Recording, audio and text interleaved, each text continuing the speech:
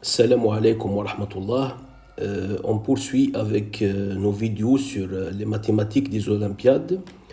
On reste toujours dans le même chapitre, le principe des tiroirs. On est à la vidéo numéro 8 et l'exercice qu'on va traiter aujourd'hui, je l'ai proposé la dernière fois, c'est l'exercice suivant.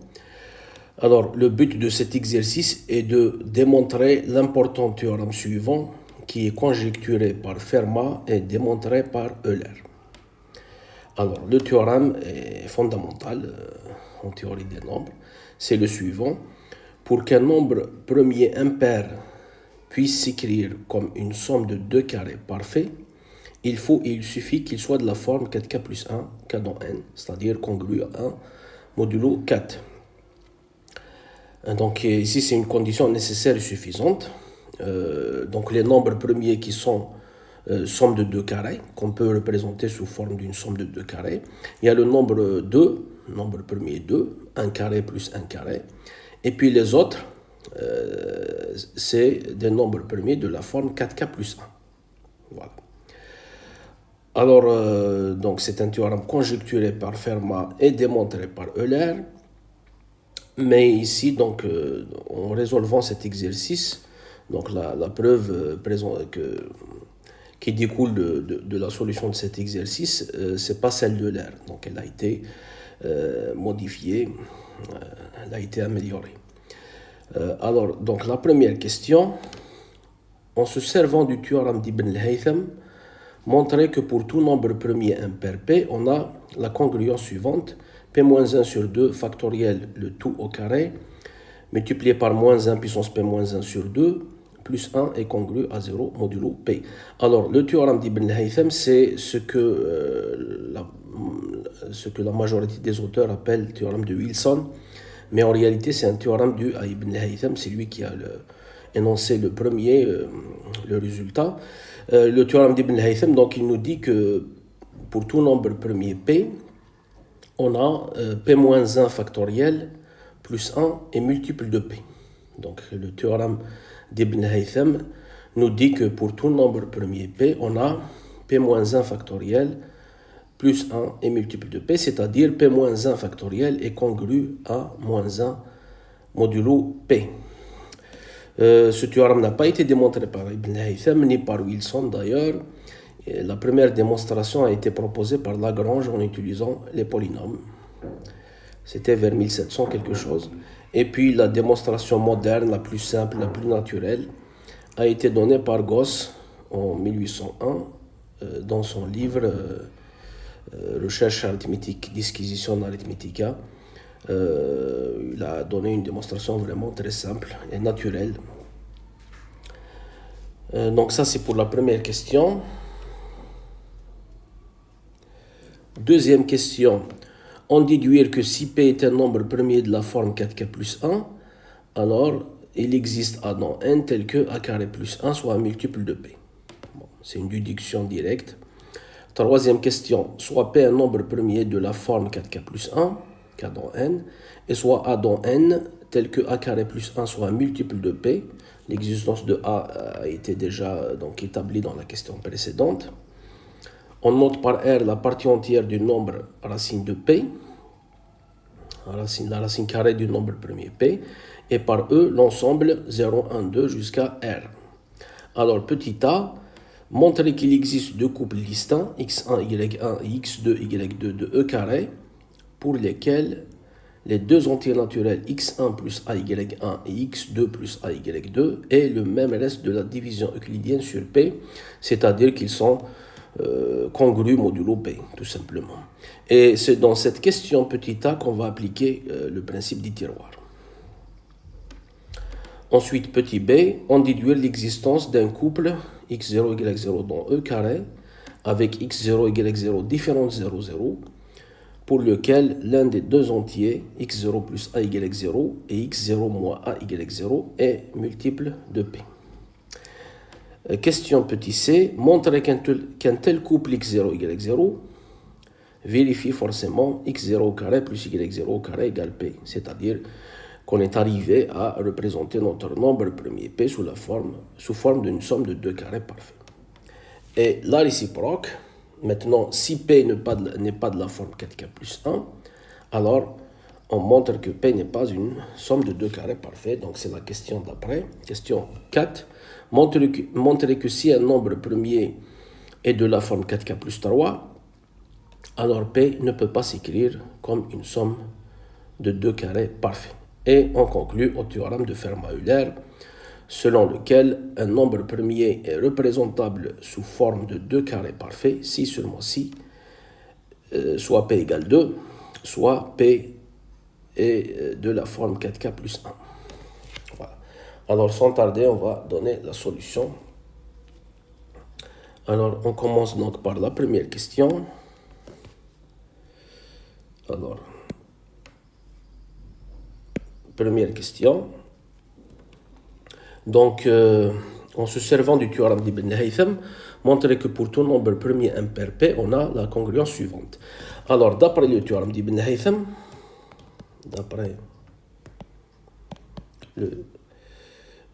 sinon je vais fixer d'abord un nombre premier impair P avant ça. Donc, alors soit P, soit P, un nombre premier impair fixé. Bon, je fixe P. Alors, qu'est-ce qu'on a d'après le théorème d'Ibn Haytham? D'après le théorème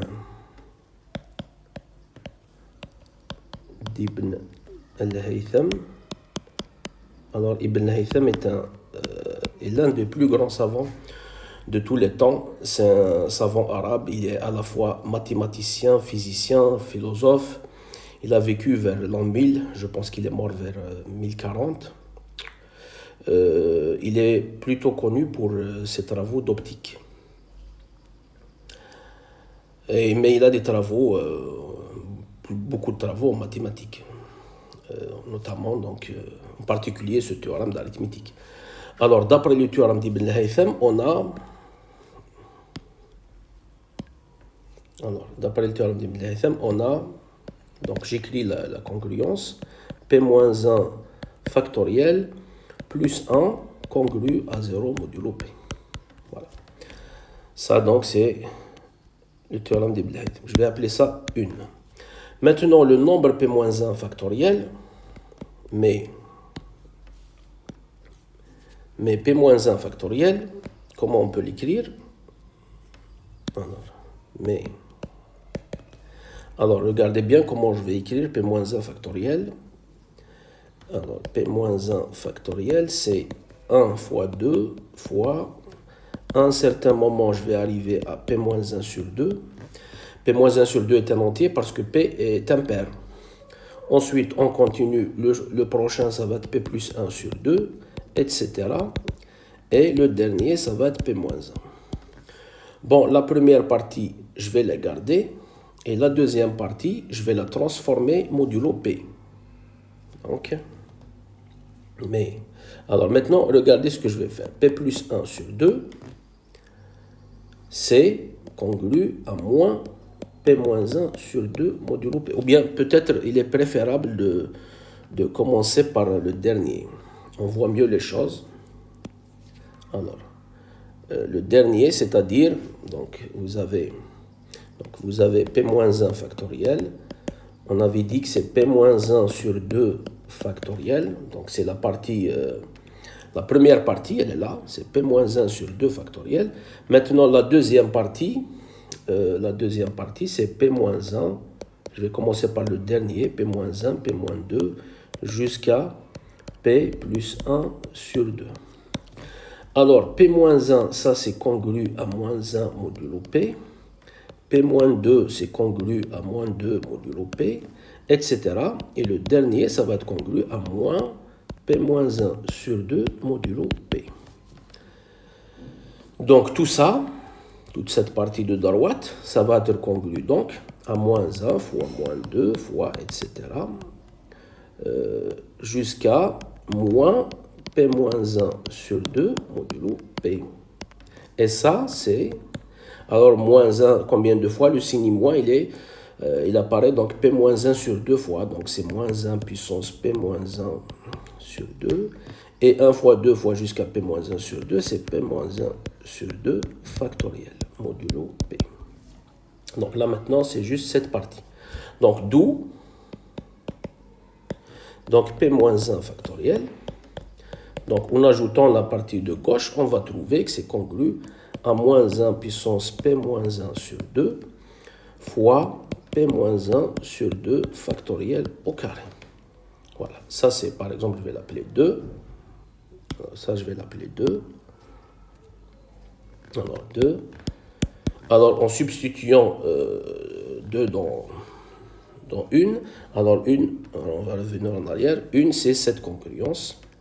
Donc en fait, il suffit de substituer 2 dans 1 pour arriver à la formule, la congruence requise.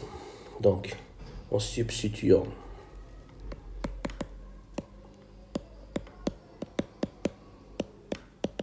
2 dans 1, on aboutit à la congruence requise, donc, qui est donc P-1 sur 2 factoriel au carré, moins 1 puissance P-1 sur 2, plus 1 congru à 0 modulo P. C'est ça la congruence qui est demandée. Voilà. Donc ça, c'est pour la première question. Alors, on passe à la deuxième question. Deuxième question, on déduire que si P est un nombre premier de la forme 4K plus 1, maintenant, ce n'est pas seulement un pair, mais il est même de la forme 4K plus 1. Alors, il existe A dans n tel que A carré plus 1 soit un multiple de P. Alors, ça c'est une déduction immédiate. Donc, on utilise la congruence trouvée à la première question. Alors, soit P un nombre premier de la forme, donc P égale 4K plus 1, K dans N. D'après le résultat de la première question, la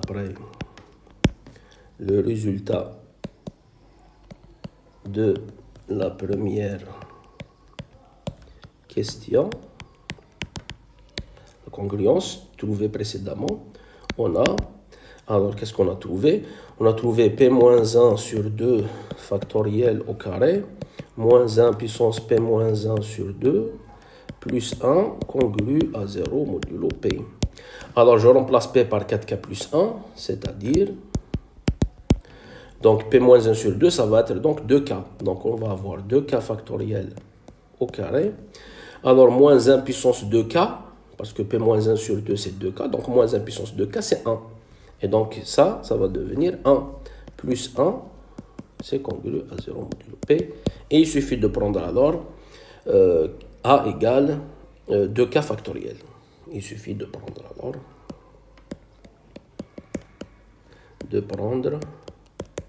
alors, A c'est égal 2K factoriel, c'est-à-dire P-1 sur 2 factoriel. Bon, pour avoir donc A carré plus 1, c'est un multiple de P. Voilà donc pour cette question. Alors, on passe à la question 3. Alors, question 3, donc il y a petit a, petit b, petit c. Alors, question 3, soit P un nombre premier de la forme 4K plus 1. Et soit A dans n tel que A carré plus 1 soit un multiple de P. Le A, il a été déjà, on a montré l'existence de A dans la question d'avant. On a dit qu'on peut prendre A égale à 2K factoriel. Par exemple, on prend A égale 2K factoriel. Voilà. On note par R la partie entière du nombre racine de P, la racine carrée du nombre premier P, et par E l'ensemble 0, 1, 2 jusqu'à R. 0, 1, 2, 3, etc. jusqu'à R.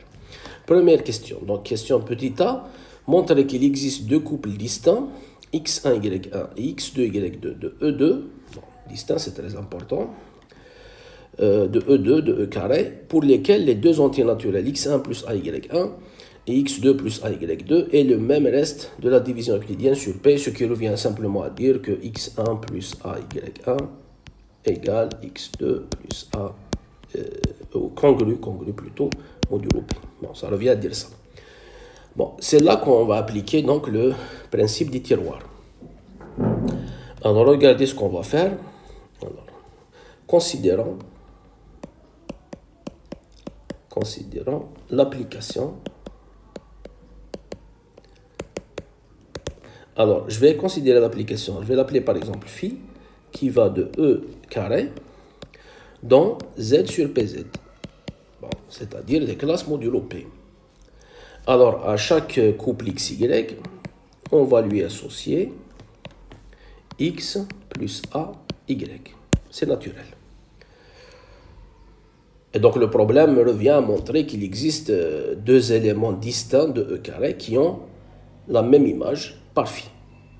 C'est-à-dire, ce qui revient à montrer que phi n'est pas injective. Et donc, c'est là que le principe des tiroirs intervient. Et pour cela, donc, il suffit de montrer que cardinal, attention, ici c'est x plus ay, classe modulo P. Hein, c'est la classe. Je mets une barre pour dire c'est la classe modulo P. Donc, à chaque couple xy de E2, je vais lui associer x plus ay, classe modulo P. Donc, le problème revient à montrer qu'il existe deux éléments distincts de E carré qui ont la même image par phi, c'est-à-dire montrer que phi n'est pas injective. Et d'après le principe des tiroirs, il suffit de montrer que le cardinal de E carré, c'est strictement supérieur au cardinal de Z sur PZ. Bon, c'est ça le principe du tiroir. Si le cardinal de l'ensemble de départ est strictement plus grand que le cardinal de l'ensemble d'arrivée, alors l'application n'est pas injective. Bon, le cardinal de l'ensemble d'arrivée est connu, c'est P. Bon, il s'agit donc de voir le cardinal de l'ensemble de départ. On va regarder le cardinal de l'ensemble de départ. Cardinal de E carré, ça c'est cardinal de E, de tout au carré. Mais E, c'est l'ensemble 0, 1, 2 jusqu'à R. Donc le cardinal de E, c'est R plus 1 au carré. Et maintenant, je regarde R. Comment il définit le R? Le R, c'est la partie entière de racine de P. Donc, vous avez R, en fait, il est compris entre... R, c'est inférieur ou égal à racine de P, et c'est supérieur à racine de P moins 1. Et donc, du coup, nous, on a besoin de cette inégalité. Donc, ça implique que R plus 1 au carré est supérieur à P. Voilà. Donc, en fait, ça, c'est supérieur strictement à P. Donc, d'où donc, cardinal de E au carré, c'est égal R plus 1 au carré, qui est supérieur strictement à P. Mais P, ce n'est rien d'autre que le cardinal de Z sur PZ. Voilà. Donc, d'après le principe du tiroir, vous avez donc une application entre deux ensembles finis. Le cardinal de l'ensemble de départ est strictement plus grand que le cardinal de l'ensemble d'arrivée. Donc, cette application n'est pas injective. Et ça, c'est le principe du tiroir. Donc, d'après le principe du tiroir,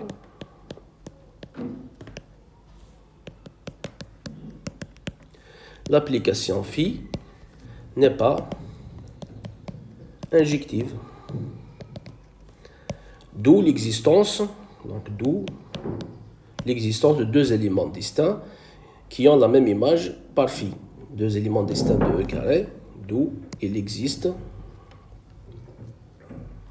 Donc, il existe, on va les appeler x1, y1, x2, y2, dans E carré, tous les deux, avec x1, y1 différent de x2, y2, tel que phi de x1, y1 égale phi de x2, y2. Donc, phi de x1, y1 égale phi de x2, y2, c'est-à-dire, alors, donc, x1 plus a, y1, classe modulo P, c'est égal à x2 plus a, y2, classe modulo P, c'est-à-dire, ce qui revient à dire tout simplement que x1 plus a, y1, c'est congru à x2 plus a, y2 modulo P. Voilà ce qu'il fallait démontrer. Donc, je vais mettre ce qu'il fallait démontrer ici. Voilà. donc ce qu'il fallait démontrer. Bon, ça revient à dire clairement que x1 plus a égale 1 et x2 plus a égale 2 ont le même reste de la division euclidienne sur P. Bon. Voilà, donc ça, c'est pour la question petit a. Alors, on passe à la question petit b.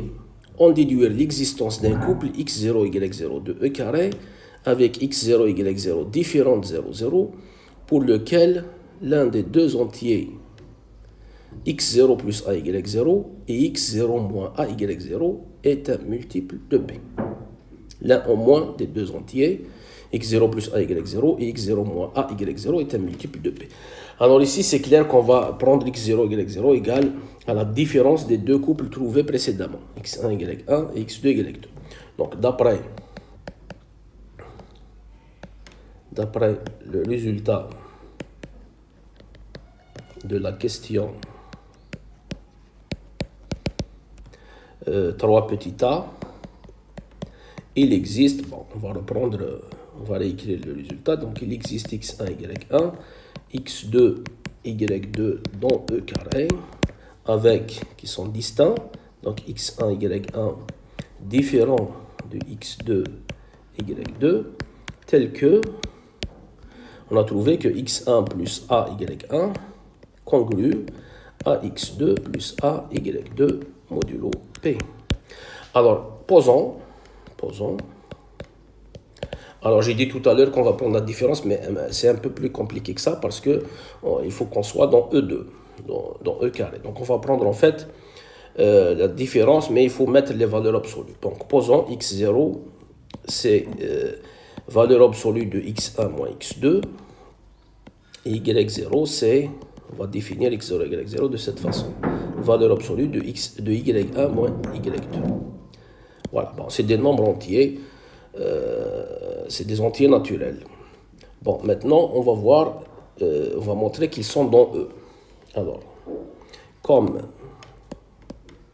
x1, x2, y1, y2 sont dans E, E, je rappelle que c'est 0, 1 jusqu'à R. Alors, il est clair que si vous prenez la différence en valeur absolue de deux éléments de E, la différence en valeur absolue, vous restez dans E. C'est clair. On prend une différence, la différence en valeur absolue de deux éléments de E. Alors, c'est clair qu'on reste dans E. La même chose pour y0, puisque y0, c'est y1 moins y2. Donc, là aussi, on reste dans E. Ça, c'est la première remarque. D'autre part, pourquoi y0, pourquoi x0, y0 est différent de 0, 0? Alors, d'autre part, bon, si je pose x0 égale 0, y0 égale 0, je trouve que x1 y1 égale x2 y2. Donc, puisque les deux couples x1 y1 et x2 y2 sont distincts, alors x0 y0 est différent de 0, 0. Donc, puisque x1 y1 est différent de x2 y2, alors x0 y0 est différent de 0, 0. Alors maintenant, je regarde ce que j'ai comme propriété sur le couple x1 y1 x2 y2. Alors, ce que j'ai, c'est cette congruence-là. Donc, x1 plus a y1 égale x2 plus a y2 modulo p. Alors, par exemple, ça, on va l'appeler étoile. Donc, comment il s'écrit cette congruence étoile en fonction de x0 et y0? Donc, la congruence. Alors, x1, on a dit x1 plus a y1 congrue à x2 plus a y2. On va mettre ici par ailleurs. Donc, par ailleurs. Cette congruence-là, donc modulo P, équivaut à... Alors, je mets le tout du côté gauche, donc x1 moins x2 plus a y1 moins y2 est congru à 0 modulo P. Alors, mais nous, x0 y0, c'est les valeurs absolues. x0, c'est valeur absolue de x1 moins x2, et y0, c'est valeur absolue de y1 moins y2. Alors, on va introduire simplement les signes pour faire apparaître les valeurs absolues. Donc, en posant, par exemple, epsilon, c'est le signe de x1 moins x2.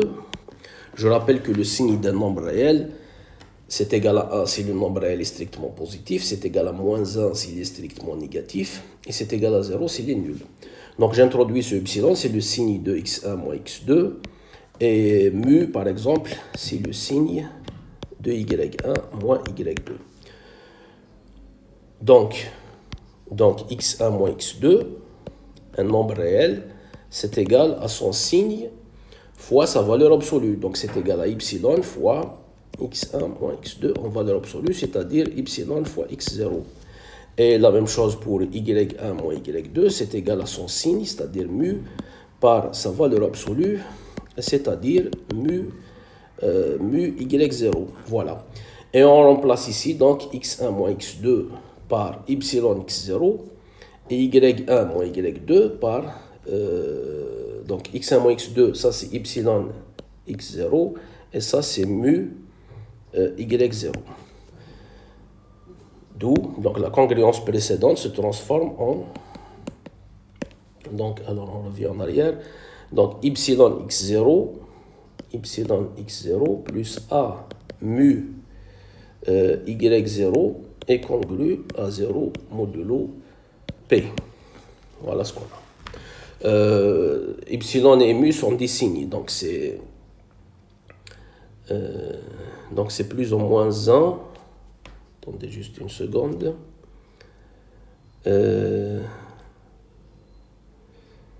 Oui, donc epsilon et mu sont des signes. C'est pas exactement les signes que je veux prendre en réalité. Je veux pas. En fait, il faudrait éviter. C'est pas exactement les signes.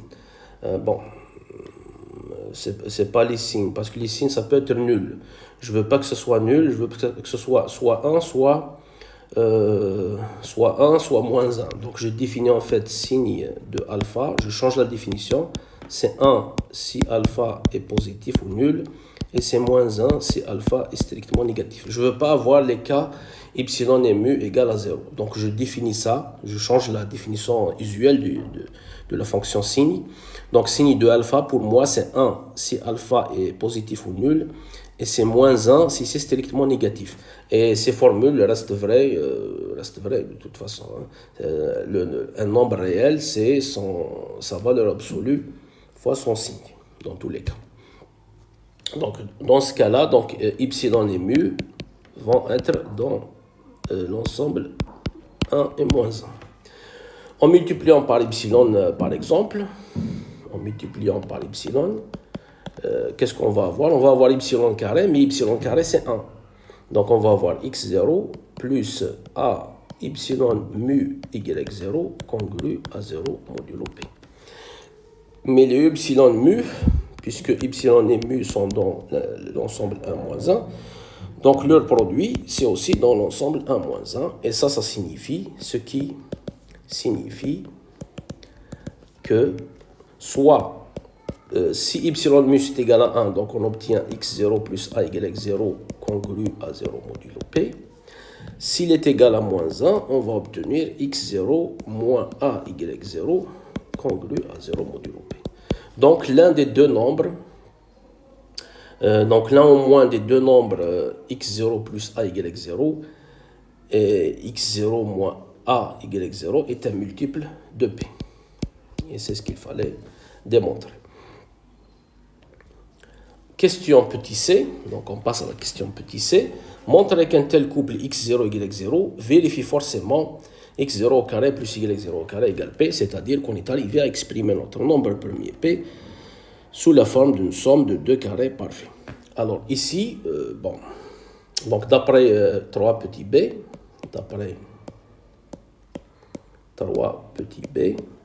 qu'est-ce qu'on a trouvé dans 3 petits b? On a trouvé que l'un au moins des deux nombres, des deux entiers, là au moins des deux entiers, x0 plus a, y0, et x0 moins a, y0, est multiple de p. Donc, le produit, donc x0 plus a, y0 fois x0 moins a, y0 est forcément un multiple de p. Mais ce produit, bon, produit de somme, une somme fois une différence, a plus b fois a moins b, donc c'est x0 au carré moins a carré, y0 au carré, est un multiple de p. Donc ce produit est multiple de p. On va écrire ça sous forme d'une congruence, c'est-à-dire vous avez x0 au carré moins a carré, y0 au carré, congru à 0 modulo p. Voilà. Mais il ne faut pas oublier la propriété fondamentale que vérifie A. Mais a carré plus 1, on sait que a carré plus 1 est un multiple de p. Donc a carré, c'est congru à moins 1 modulo p. D'où, donc je remplace ici a carré par moins 1. Et on obtient directement que x0 au carré plus y0 au carré congru à 0 modulo p. Voilà. Donc ici, a carré plus 1, on avait dit que a carré plus 1 est un multiple de p. A est pris de sorte à satisfaire cette propriété. Donc a carré, c'est congru à moins 1 modulo p. Je remplace a carré par moins 1 et je trouve que x0 au carré plus y0 au carré est un multiple de p. Mais il faut montrer en fait qu'il est égal exactement à p. Donc, alors pour montrer que c'est égal exactement à p, il faut l'encadrer. Il faut l'encadrer. D'autre part, maintenant on va l'encadrer. Donc x0 comme x0 et y0 sont dans E, qui est égal à 0, 1, 2 jusqu'à R, on a donc x0 au carré, ça va être inférieur à R au carré, évidemment. Y0 au carré, ça va être aussi inférieur à R au carré. Donc si je fais la somme, ça va être inférieur ou égal, x0 au carré, ça va être inférieur ou égal à R au carré, y0 au carré, ça va être inférieur ou égal à R au carré, donc la somme, ça va être inférieur ou égal à 2R carré, mais comme x0 et y0 est différent, alors d'autre part, comme x0 et y0 sont dans E, il faut quand même préciser que et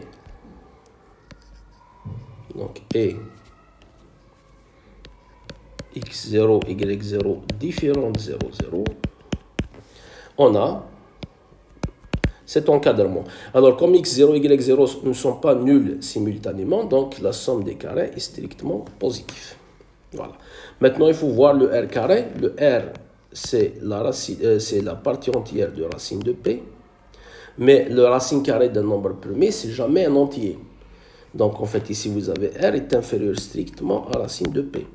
Et donc, R au carré est inférieur strictement à P. Et donc, 2R carré est inférieur strictement à 2P. Et on substitue ça ici. Donc, on va repartir là. On va obtenir que x0 au carré plus y0 au carré est entre 0, strictement supérieur à 0 et strictement inférieur à 2P. Voilà. Et maintenant, donc la conclusion. Donc d'une part, x0 au carré plus y0 au carré est multiple de P. Ça, on l'a trouvé avant. Et d'autre part, il est strictement supérieur à 0 et strictement inférieur à 2P. Voilà, avec ces deux propriétés, d'où la seule possibilité, puisque dans l'intervalle ouvert 0, 2P, il y a un seul multiple de P, c'est P lui-même. Donc d'où x0 au carré plus y0 au carré est égal à P. Voilà. Donc en fait ici le théorème est démontré. On a démontré la première implication du théorème, c'est-à-dire on a pris un nombre premier de la forme 4k plus 1, nombre premier impair de la forme donc 4k plus 1, et on est arrivé à montrer qu'il est une somme qu'on peut l'écrire comme somme de deux carrés parfaits. C'est cette écriture-là. Alors l'inverse c'est beaucoup plus facile, c'est-à-dire si P est somme de deux carrés, si P est un nombre premier impair et qui est une somme de deux carrés, alors il est forcément de la forme 4k plus 1, ça c'est plus facile à confirmer. Donc c'est la dernière question. Question 4. Montrez que si un nombre premier P est de la forme 4K plus 1, 4K plus 3, c'est-à-dire qu'il n'est pas de la forme 4K plus 1, sachant qu'il est impair, alors P ne peut pas s'écrire comme somme de deux carrés parfaits. Bon, ça c'est très facile, on utilise simplement la congruence modulo 4. Donc soit P, un nombre premier de la forme P égale 4K plus 3. K dans N. Alors, procédons par l'absurde en supposant que P est une somme de deux carrés parfaits. Donc, procédons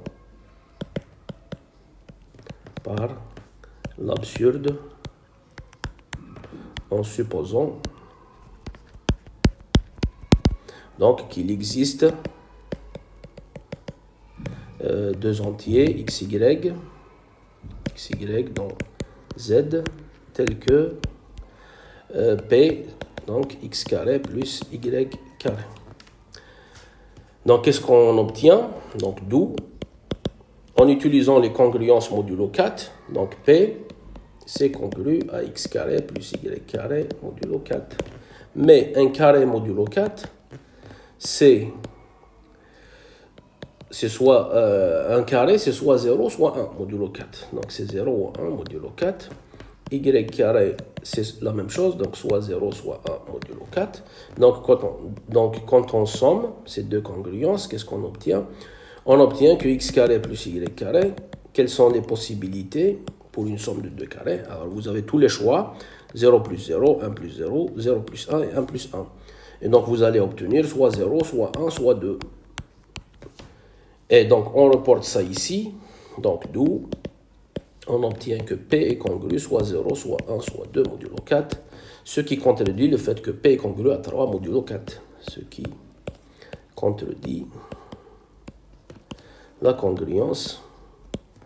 On a dit que P est de la forme 4K plus 3, c'est-à-dire congru à 3 modulo 4.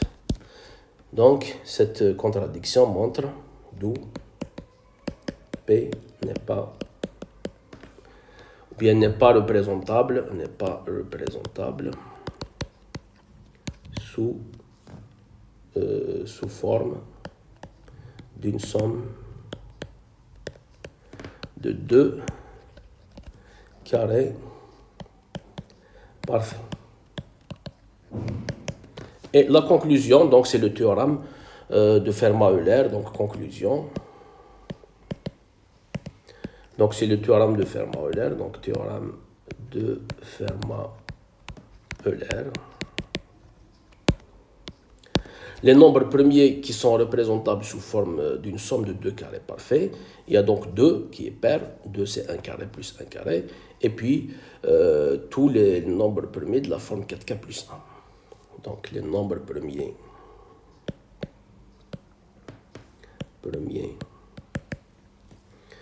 représentables, ou bien qui sont représentables sous forme d'une somme de deux carrés parfaits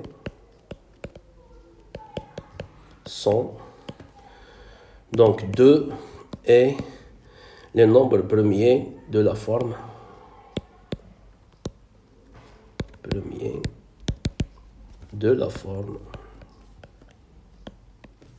4K plus 1.